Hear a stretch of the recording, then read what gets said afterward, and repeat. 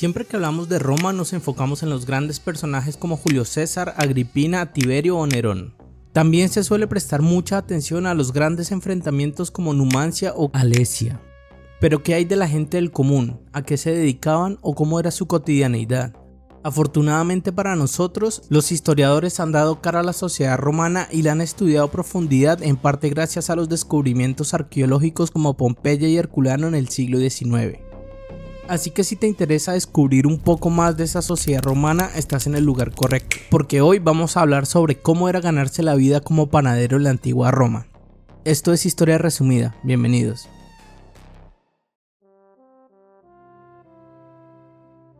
Durante más de 600 años desde la fundación de Roma hasta bien entrada la República, los romanos basaron su alimentación en el consumo de gachas, un plato sencillo que se preparaba cociendo granos de avena en agua o en leche. Este plato tan básico era preferido por campesinos y soldados tanto por su alta fuente de nutrientes como a su facilidad de preparación. Pero todo cambió en el 171 a.C. cuando los vientos y tambores de guerra resonaron en el horizonte. La Tercera Guerra Macedónica enfrentó a la República con el rey Perseo de Macedonia. Este conflicto, provocado por la amenaza de la expansión macedónica, terminó con una aplastante victoria de la República y la balcanización de Macedonia en 4 provincias romanas. Tras 3 años de cruel conflicto y la anexión de nuevas provincias, la migración de panaderos griegos profesionales hacia la ciudad de Eterna se hizo frecuente. Aprovechándose de la concepción romana sobre el trabajo manual, en el que solo la plebe y extranjeros podían dedicarse a estos menesteres, muchos de estos panaderos griegos establecieron sus locales en la ciudad, convirtiendo el pan en el favorito de toda la sociedad. Por tanto, recibieron el nombre de pistores, o como lo conocemos hoy en día, panaderos. Estos pistores griegos enseñaron a moler más fino el trigo, a controlar mejor las fermentaciones y a hornear en hornos cerrados. Lo que comenzó entonces como un lujo en banquetes se fue haciendo esencial conforme la ciudad y la república se extendían. Las sucesivas conquistas de la república durante el siglo II a.C. supusieron un aumento en la entrada de bienes procedentes de fuera de Roma y con ello la consecuente baja de precios en las zonas rurales. Como consecuencia se provocó un éxodo del campo a la ciudad y el crecimiento demográfico de Roma. En este contubernio de extranjeros, esclavos y plebe precarizada, el pan se hizo un hueco en la dieta diaria y se convirtió básicamente en un asunto político. Surgió por lo tanto una nueva institución estatal que aseguraba la distribución a bajo coste del grano proveniente de la cuenca mediterránea. Esta institución fue conocida como la Nona y tuvo varias reformas a lo largo de su existencia, siendo la más importante la de Octavio una vez hecho emperador. Como dirían algunos poetas romanos, el pan y circo se volvió en un mecanismo de control social por parte de algunos políticos. Octavio, centralizando la distribución del grano en su figura, evitó la acumulación de poder en los políticos e hizo que este reparto fuera gratuito para más de 200.000 personas y facilitó la creación de pequeños establecimientos donde se producía pan diariamente. Pero claro, aún no conocemos quiénes y por qué se dedicaron a la panadería. Entonces vamos a ello.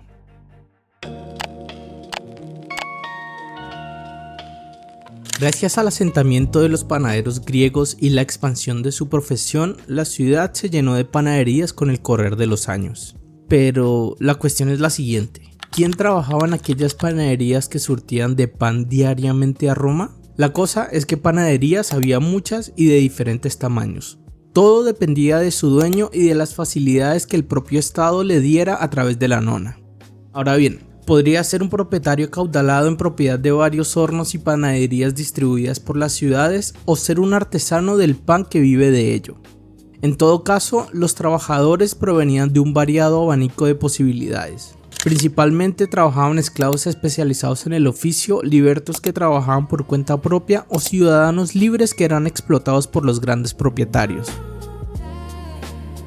Los pistores llegaron a ser hombres influyentes. En época republicana y bajo el imperio, muchos intentaron entrar en la política local llevando pan gratis al pueblo. Así nació la frase "da buen pan", expresión que significaba ganó prestigio dando buen pan al pueblo. Así que podemos decir que el negocio era bastante rentable y en muchas ocasiones facilitó el ascenso social de libertos que lograron acumular grandes fortunas.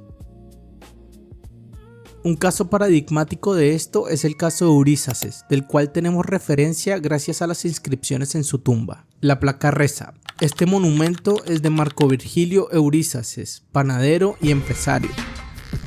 Eurísaces fue un liberto que amasó una gran fortuna después de su manumisión. Esto se indica en su monumental sepulcro erigido a finales del siglo I a.C. en la vía Pranestina junto a la Puerta Mayor de Roma. En la arquitectura de esta tumba se ven los moldes circulares donde se amasaba el pan, lo cual prueba la identificación pública de este personaje con su oficio. Valga la pena decir que estos casos no eran tan frecuentes y aún así quienes no lograron amasar una fortuna tenían la posibilidad de agruparse en una especie de gremios laborales. Estos eran de adhesión espontánea y no estaba regulado por el Estado, pero sí que servía para apoyarse mutuamente como pistores en el día a día. Otro aspecto fundamental de este gremio es que cabía la posibilidad de que cada pistor tuviera su sello personalizado, esto con el fin de diferenciarlo en los hornos comunales durante su cocción. En inscripciones funerarias y en paredes de Pompeya se encontraron centenares de panes quadrati, que eran estos panes marcados con el sello de cada panadero, lo que indica que este pan se preparaba en hornos comunales como había dicho. Un ejemplo famoso es el hallazgo de una hogaza carbonizada en Herculano con la siguiente inscripción latina. Esta quiere decir propiedad de Celer, esclavo de Quintus Granius Verus. Cada pan se marcaba con el nombre del amo o del panadero antes de hornearlo para luego retirarlo en el horno colectivo. Al abrirse la jornada en una panadería romana comenzaba un proceso organizado que unía logística, trabajo manual y ventas. El punto de partida era la llegada del grano. En las grandes ciudades, gran parte del cereal procedía de las provincias y entraba por los puertos. El abastecimiento podía pasar por circuitos comerciales privados o por las redes oficiales de la annona que regulaban y en ocasiones entregaban grano a los obradores para su transformación. Al llegar se descargaba en sacos, se limpiaban las impurezas y se depositaba en silos o almacenes secos donde debía permanecer protegido de la humedad y de plagas hasta su molienda.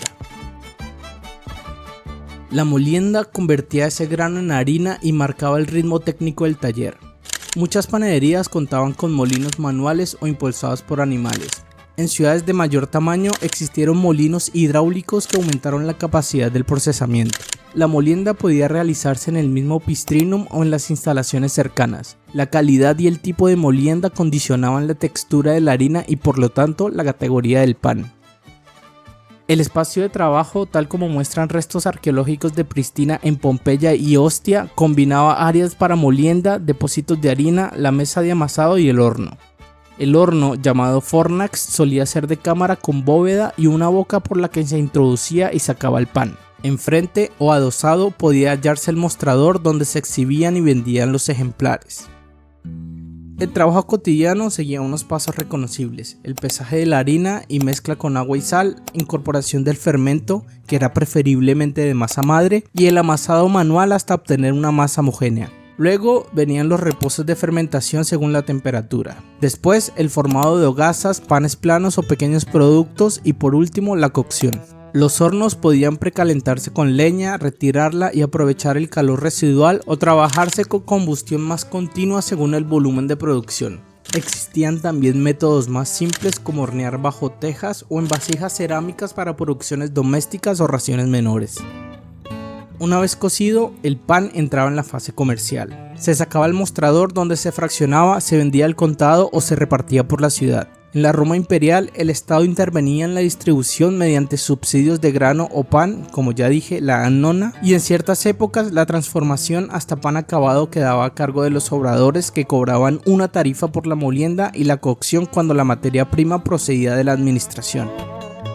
Además, existían porteadores y vendedores ambulantes que llevaban pan a domicilios y mercados. Sumado a esto, las relaciones de clientela se aseguraban con pedidos regulares para familias, talleres y funcionarios.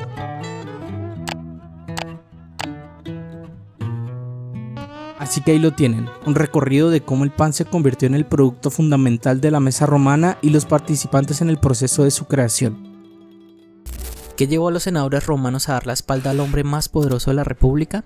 Roma, 15 de marzo del 44 a.C.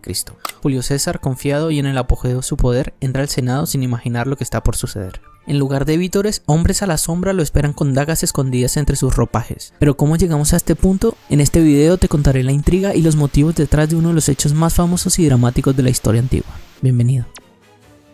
Para entender todo este caos hay que hablar de quién era Julio César. Este tipo no era cualquier romano, evidentemente. Proveniente de una familia patricia de poca fortuna, se convierte rápidamente en un líder carismático gracias a sus conquistas militares y sus discursos políticos. Es decir, lo tenía todo: carisma, estrategia y especialmente un ejército que lo adoraba. Desde el año 69 a.C. había ido ganando relevancia en las altas esferas políticas de la República y fue ascendiendo lentamente en la carrera política romana.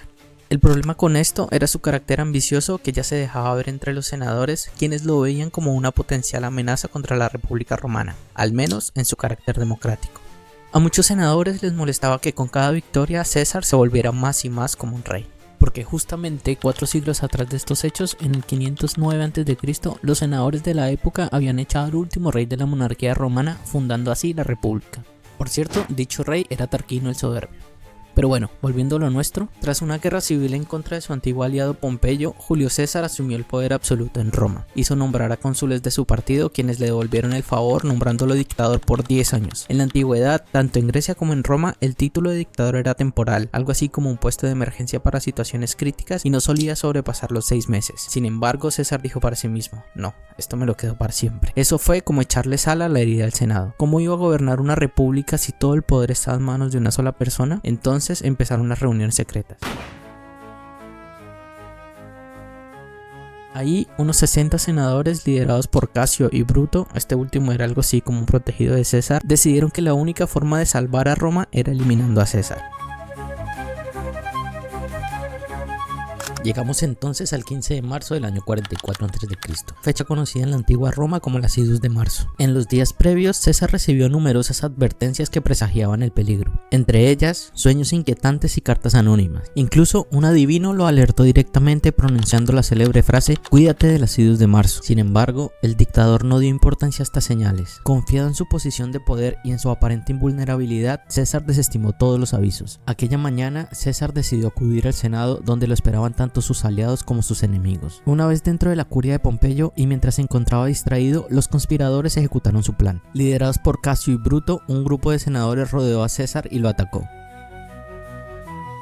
El ataque fue implacable. Se calcula que recibió más de 20 puñaladas. En medio del caos se cuenta que César reconoció entre sus agresores a Marco Junio Bruto, quien había sido cercano a él. La historia, o más bien la literatura gracias a Shakespeare, nos legó la famosa frase: "¿Tú también, hijo mío?". Aunque no existen pruebas de que estas palabras hayan sido pronunciadas, la escena simboliza la traición y la caída de uno de los hombres más poderosos de Roma. Los conspiradores creían que al eliminar a Julio César restaurarían la República Romana y devolverían el equilibrio político. Sin embargo, sus acciones desataron el efecto contrario. Lejos de estabilizarse, Roma cayó en un caos absoluto. El pueblo romano, que en gran medida idolatraba a César, reaccionó con furia al conocer los detalles de su asesinato.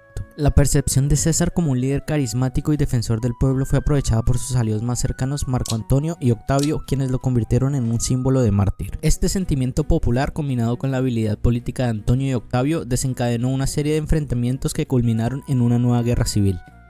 El conflicto tuvo dos consecuencias casi inmediatas. Puso fin a los ideales republicanos que los conspiradores pretendían defender y allanó el camino para la instauración de un nuevo sistema de gobierno, el Imperio Romano. Finalmente, Octavio, conocido más tarde como Augusto, se consolidó como el primer emperador de Roma, marcando el inicio de una nueva era. Paradójicamente, los conspiradores asesinaron a César con el objetivo de evitar que asumiera un poder absoluto similar al de un monarca, pero sus acciones llevaron a la creación de un régimen aún más centralizado y duradero. Así concluye esta trama histórica, una conspiración que en su intento por salvar la república terminó marcando su fin definitivo. Pero ahora la pregunta queda en el aire: ¿hicieron bien los senadores al intentar eliminar a César para preservar los ideales republicanos? ¿O fue un error estratégico que llevó a consecuencias irreparables para Roma? Déjame tu opinión en los comentarios. ¿Qué habrías hecho tú en su lugar? Corre el año 68 después de Cristo. Nerón Claudio César, el último emperador de la dinastía Julio Claudia, huye de Roma. El Senado lo ha declarado enemigo público. Perseguido, sin apoyo, se refugia en una villa a las afueras de la ciudad. Con una daga en la mano, dicen que murmura: ¿qué artista muere conmigo? Su desaparición en el mundo marca el fin de un reinado de 14 años. Pero el inicio de un relato histórico negativo que todavía hoy repetimos. ¿Fue Nerón un tirano demente, un artista incomprendido, o su mala imagen fue en parte fabricada?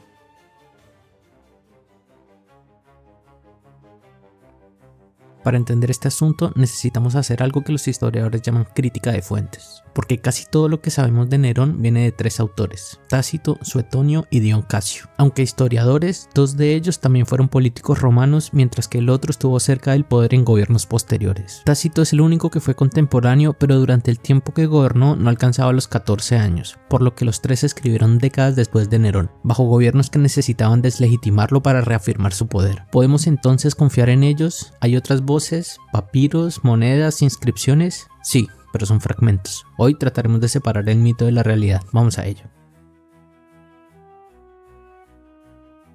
Nerón nació en el 37 como Lucio Domicio Aenobarbo. Su padre biológico, Gneo Domicio, era un aristócrata violento emparentado con Augusto, Calígula y Claudio. Su madre, Agripina la Menor, hermana del emperador Calígula. A los 13 años su vida dio un giro de 180 grados. Claudio, el emperador, lo adopta. Tras la muerte de Gneo Domicio y un destierro de Roma, Agripina se hace un hueco en la intimidad de su tío Claudio y terminan casándose. Nerón se convierte así en parte de la corte del emperador. Se comenta que Claudio tenía en mente nombrar a Británico, su hijo biológico, como heredero al trono, lo que generó en Agripina la necesidad de asegurar el futuro de su hijo. La ambición y la convicción de que Nerón tenía un destino mayor impulsaron a la madre a maniobrar en los círculos del poder. En el 54, tras una cena con setas sospechosamente mortales, Claudio muere. Nerón, con 16 años, es proclamado emperador. Los primeros 5 años de gobierno fueron estables. Bajo la tutoría del filósofo Séneca y el general Burro, Nerón reduce impuestos, prohíbe ejecuciones gladiatorias y promueve reformas judiciales. Pero su verdadera pasión es el arte. Escribe poemas, toca la lira y actúa en teatros. Al abrazar sus inclinaciones personales, Nerón lleva a cabo una serie de decisiones que combinaban la administración de Roma y el impulso de eventos culturales de gran envergadura. Este equilibrio, aunque temerario para algunos, ofreció al emperador la posibilidad de conectar con el pueblo mediante espectáculos que rompían con las tradiciones militares y burocráticas del régimen. La cosa es, durante sus primeros años en el poder, los problemas del emperador florecen de puertas para adentro. Agripina quiere controlar a su hijo, comparte el poder y guía las decisiones del joven emperador. La muestra de ello es que aparecen juntos en monedas de la época como gobernantes iguales. Por cierto, si quieres que hagamos un video sobre la figura de esta ambiciosa mujer, déjanos saber en los comentarios. Retomamos. La relación se vuelve todavía más abrumadora para Nerón cuando conoce a Popea Sabina, de quien se enamora perdidamente. Casado con Octavia, la hija de Claudio, Nerón tomó a Popea Sabina como su concubina, cuestión que no le agradó a su madre Agripina. Ambas se odiaban, ambas querían tener el favor de Nerón de su lado. Envuelto en esta tesitura, el emperador debía tomar una decisión.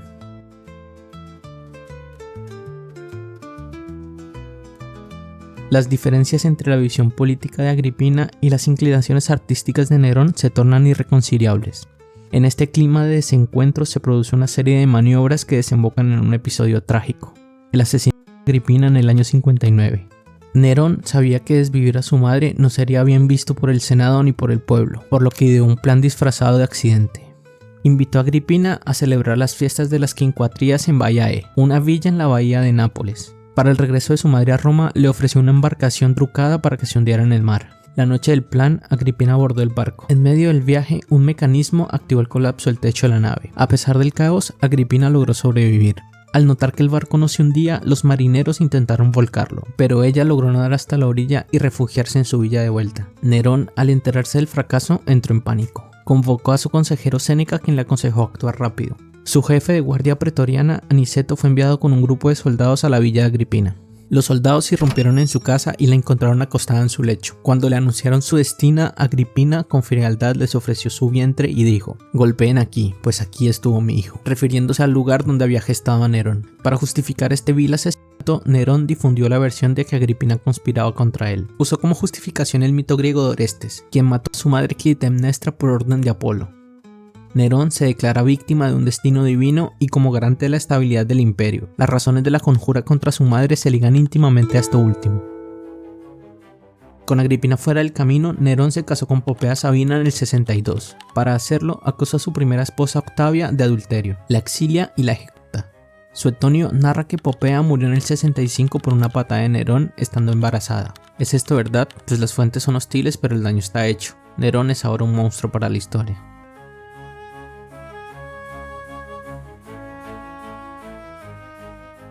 A partir del año 60, el emperador impulsó la organización de los llamados Juegos Neronianos, por lo que despertó tanto entusiasmo popular como repudio entre los patricios, quienes veían en esas actividades un desvío de la seriedad que debía caracterizar al poder imperial. La percepción de que el emperador se entregaba de lleno a su pasión por el teatro, la música y las carreras de caballo generó tensiones en el Senado, que esperaba de su líder una conducta acorde con las responsabilidades de la administración estatal. En julio del 64, un incendio devora Roma durante 6 días completos. De los 14 distritos de la ciudad, 10 quedaron hechos cenizas. Tácito, el más objetivo de los 3 fuentes principales, dice que Nerón estaba en Antium y organizó la ayuda humanitaria. Sin embargo, Suetonio y Dion Casio lo representan subido en una azotea cantando sobre Troya en llamas. ¿Estuvo entonces Nerón cantando y tocando la lira mientras Roma ardía?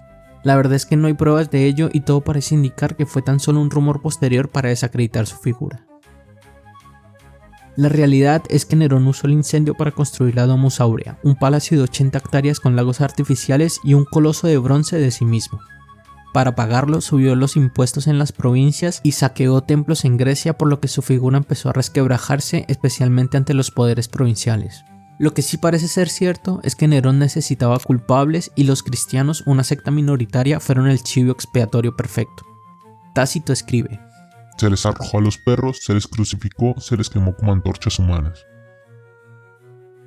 Es la primera persecución religiosa registrada y patrocinada por el Estado romano. Las consecuencias de esta persecución se verían a posteridad, cuando a partir de nuestras 3 fuentes principales, la tradición cristiana retome la figura de Nerón como el anticristo. Sumado a todos estos descalabros, su viaje a Grecia entre el 66 y el 67 para participar en competiciones artísticas y eventos deportivos se interpretó en el seno más conservador del Senado como una exhibición de poder personal en un terreno que tradicionalmente correspondía a los artistas y no a los gobernantes. Este descontento senatorial se manifiesta en forma de una rebelión coordinada, especialmente entre las provincias de la Galia e Hispania y el Senado. El gobernador de la Galia, Cayo Julio Vindex, y posteriormente Servio Sulpicio Galba en Hispania encabezaron un levantamiento respaldado por sectores del Senado y las legiones. Un año después del regreso del emperador desde Grecia, Roma hierve. Marchan hacia Roma y Nerón es declarado por el Senado como enemigo público. Según los relatos de Tácito y Suetonio, se refugió en la villa de Suliberto Faón, ubicada en las afueras de Roma. Allí su conducta osciló entre la negación y la histeria. Propuso discursos patéticos ante multitudes imaginarias, contempló fugas quiméricas a Egipto y en un acceso de desesperación ordenó cavar una fosa para ocultarse, exclamando que el mundo entero lo abandonaba. La llegada de jinetes enviados para capturarlo lo obligó a confrontar su realidad. Aunque inicialmente vaciló, temeroso de la tortura y la humillación pública, decidió suicidarse. Las fuentes divergen en detalles. Suetonio afirma que con ayuda de Epafrodito clavó una daga en su garganta, mientras Plutarco sugiere que un centurión intentó contener su hemorragia para mantenerlo con vida, cumpliendo órdenes del Senado. Sea como fuere, lo cierto es que ese es el final de Nerón.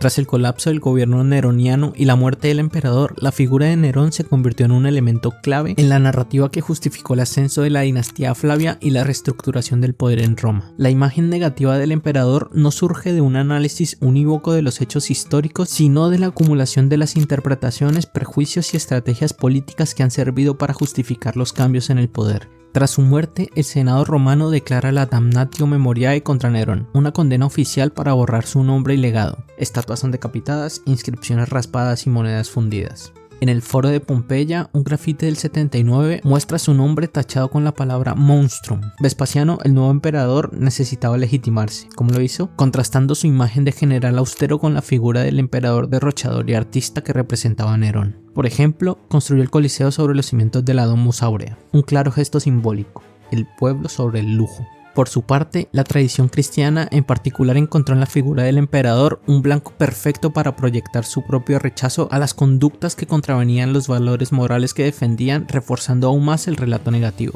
En el Apocalipsis de Juan, la bestia con el número 666 es un código hebreo para Nerón César. Además, la leyenda del Nero Redivivus, una creencia pagana y judía de que Nerón regresaría de Oriente para vengarse, fue adaptada por autores cristianos como la prefiguración del Anticristo.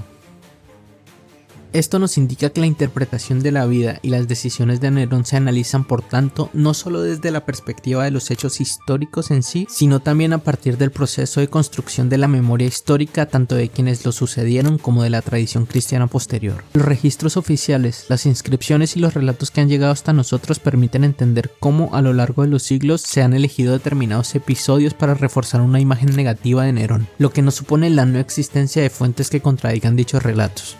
Por ejemplo, mientras las élites romanas lo maldecían, era popular entre el pueblo dado su mecenazgo a los eventos culturales y deportivos según Suetonio. El propio Tácito reconoce que los primeros años del reinado de Nerón fueron marcados por la estabilidad y una administración eficaz. Es cierto que en gran parte gracias a la influencia de su consejero Séneca y el prefecto de Pretorio Burro.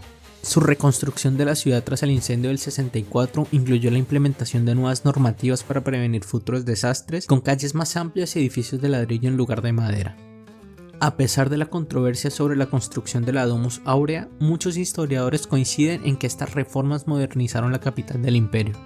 Es más, algunas provincias orientales lo recordaban con cariño. Fuentes epigráficas y papiros hallados en Egipto fechadas en el mismo año de la muerte sugieren que Nerón era visto de manera diferente en las provincias orientales, donde su imagen no estaba tan empañada por la propaganda senatorial. En estas regiones sus medidas económicas y su interés por la cultura helenística fueron bien recibidas. Esto explica por qué tras su muerte surgieron rumores sobre su regreso, lo que sugiere que una parte de la población lo recordaba de manera favorable. Nerón fue un producto de su tiempo y de sus intereses personales. Un emperador que prefirió el teatro a la guerra, la poesía a las grandes decisiones políticas. Sí, mandó asesinar a su madre y a su esposa. Sí, gastó fortunas en arte. Pero también fue un reformista que desafió al Senado y trató de aliviar la pobreza en las provincias, especialmente las orientales. Su crimen real fue perder el apoyo de las élites. El revisionismo historiográfico moderno que tantos insultos levanta ha permitido reconsiderar el legado de Nerón más allá de la propaganda hostil. Si bien su gobierno estuvo marcado por el despotismo y el derroche, su impacto en la cultura, la arquitectura y la administración imperial es innegable. Diría que más que un tirano despiadado, Nerón fue un gobernante complejo, cuya imagen ha sido moldeada por las fuentes históricas con fines políticos e ideológicos. Lo que me lleva a cuestionarme, ¿qué elementos de la historia de Nerón habrían cambiado si otros testigos de la época hubieran tenido voz en la historia? Es posible que nunca lo sepamos con certeza, pero si he de quedarme con algo de todo esto, es con esa herramienta maravillosa de la investigación histórica actual de cuestionar las narrativas hegemónicas, no para distorsionar la realidad histórica, sino para complementar el relato y sobre todo dar voz a aquellos grupos subordinados que nunca la tuvieron. En fin, comenta todo lo que quieras en la caja de comentarios y nos vemos en el próximo video. Chao.